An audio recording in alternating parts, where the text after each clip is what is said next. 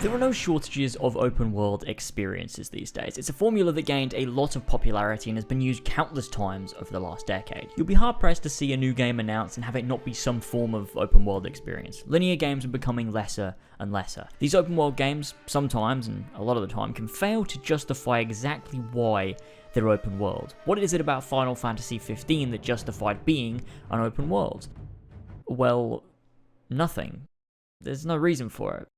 It looks pretty, and I guess the sense of freedom is cool, but most are in agreement that such a game would have benefited from remaining hub-based and linear. Even some open-world veterans like Ubisoft have in recent years failed to justify exactly why they're creating these vast open worlds. There can be nothing meaningful in them, no reason the world is open. The games could benefit from being more streamlined and more linear. There are two games in recent years that I feel change the meaning of open world justification.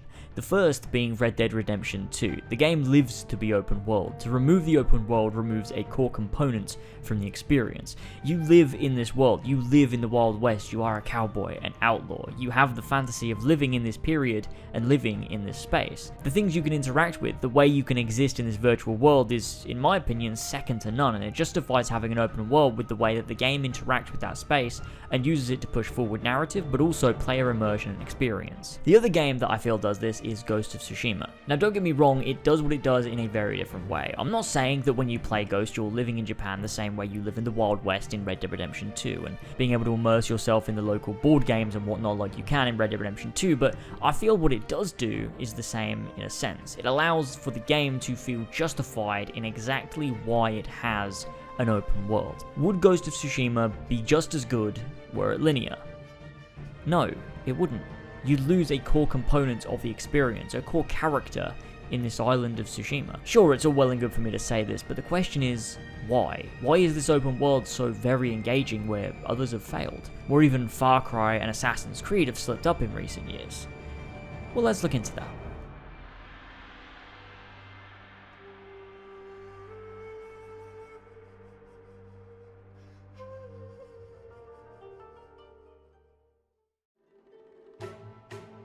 Before we go any further, however, people ask me all the time how I edit, what I use, how I can learn these things, and I taught myself, but it took me a while. These days, there are great tools for that, and this video is sponsored by One Search online learning community.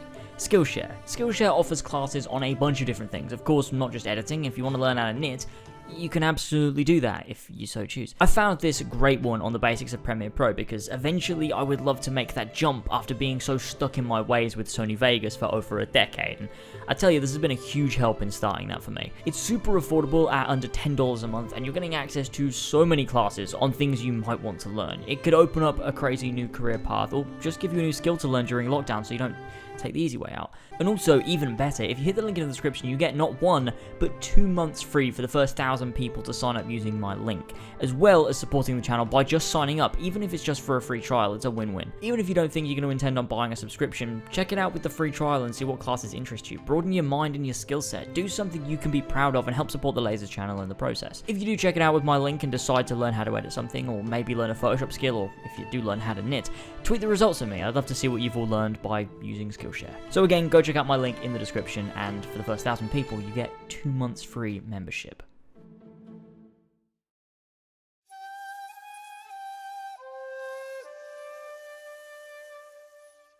When Ghost first drops you into the open world, it's introduced as a major component of the game.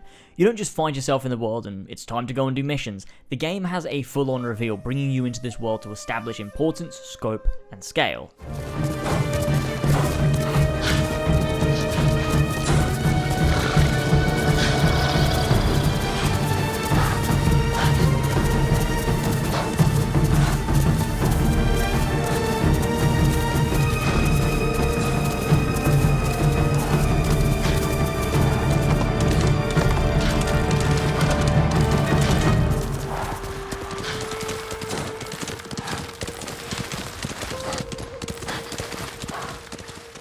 The blooming sunlight breaking through the clouds, the vast field of flowers, and the whole world just ready to be explored.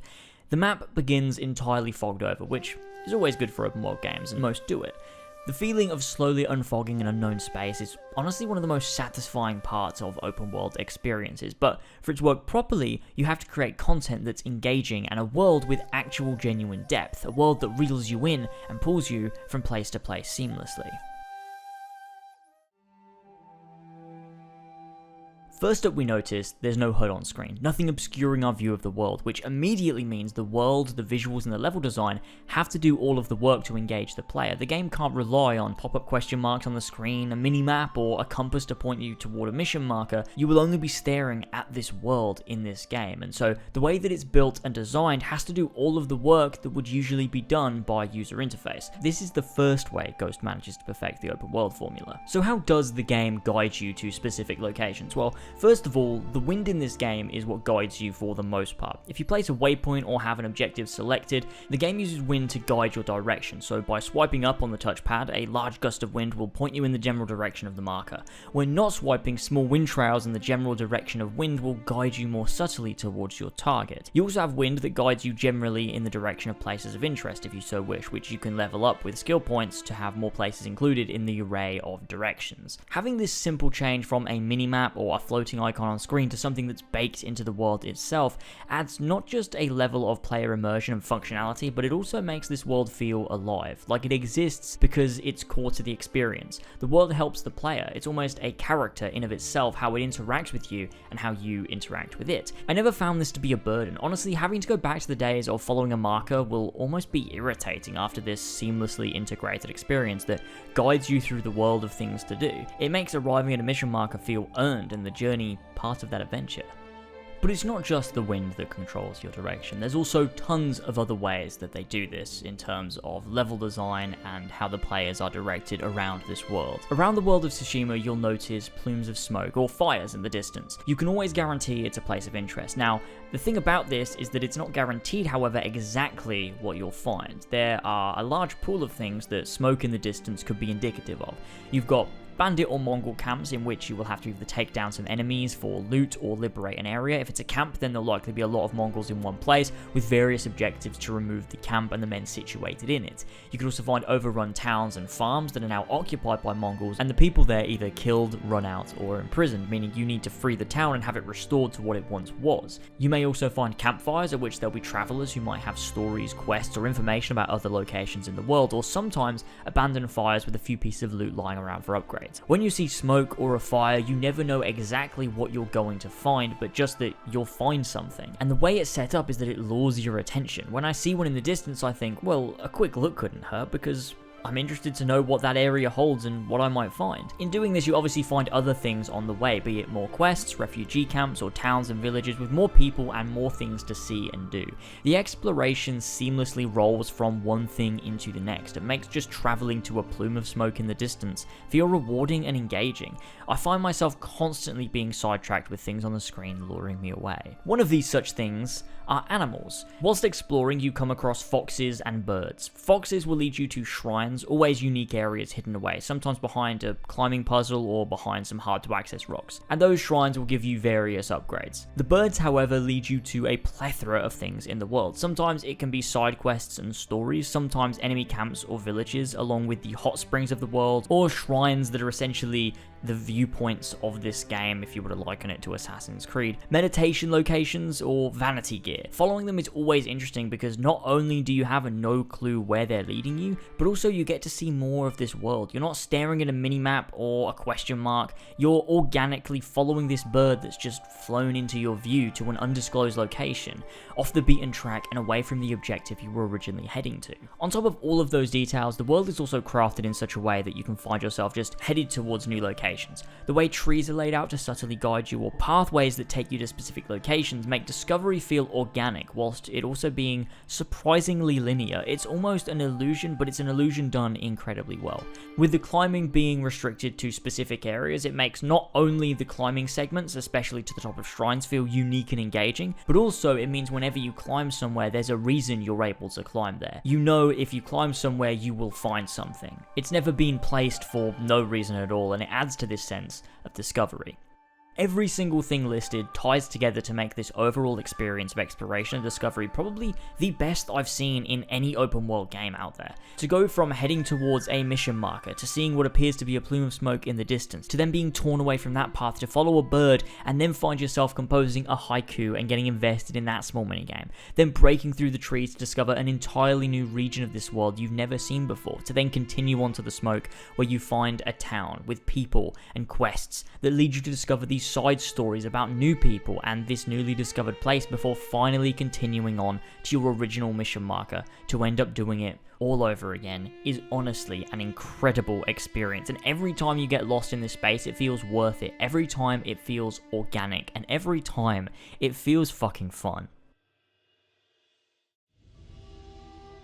Talking side quests, I wanted to touch upon the way they're made, because I have found that every side quest I have played has felt fun and interesting from either a gameplay or narrative perspective. The base gameplay is so good that no matter what the quest is about, the act of playing it is fun. You've got so many different types of stories that are told, from the one-off side quests such as helping a healer get from A to B and the moral decision of helping someone on the road, causing people at his destination to sadly die, but in the same instance, by stopping, the healer was able to gather information about the sickness he otherwise wouldn't have had. It's a short side story, but it's deep and it has you engaged in this mini narrative. To the side quest lines with major characters that continue for the length of the game, giving you updates and more quests to the story, the more you progress through the main island of Tsushima, keeping you invested in these side plots. I know this video is about world and specifically exploration, but the content itself that you are exploring to find is so enjoyable that it adds this sense of discovery you get from exploring the world. It fleshes out the people and places of Tsushima so well and adds another layer of depth to an already incredibly deep experience.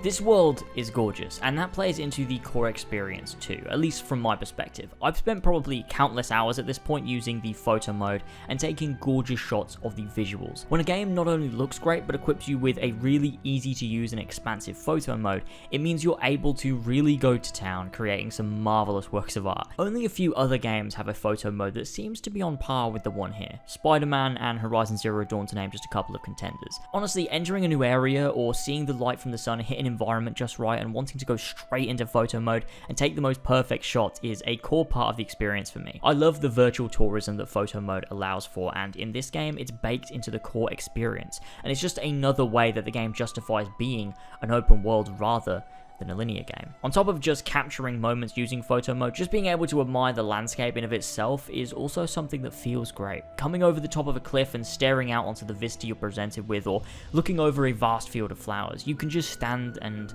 take everything in because the game looks terrific and the composition of everything within this world is just admirable. Yet another thing that adds to the experience of just existing within this world.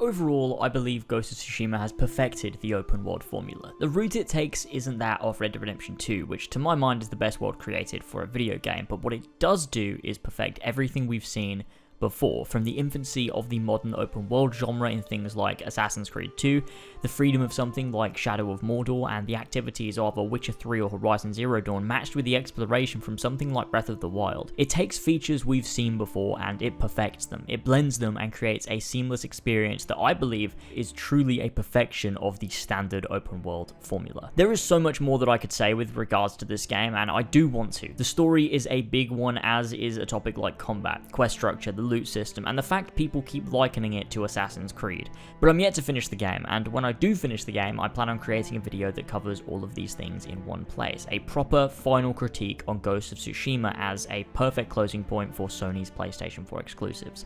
So stay tuned for that one to come. Thanks so much for watching, I do hope you enjoyed. Don't forget to drop a like and subscribe on all that good stuff. Go and check out the link in the description and sign up for 2 months free membership to Skillshare. There's genuinely a lot of great classes on there, and just by signing up, you'll be helping support me in making videos and taking more time between content to really create the best stuff that I can. Big thank you to everyone supporting over on Patreon. Love you all a fuck ton, and I look forward to putting out some more stuff soon. If you haven't already checked out my video on Halo Infinite, go and check it out. I'd appreciate it, and I will see you all next time. Catch you later.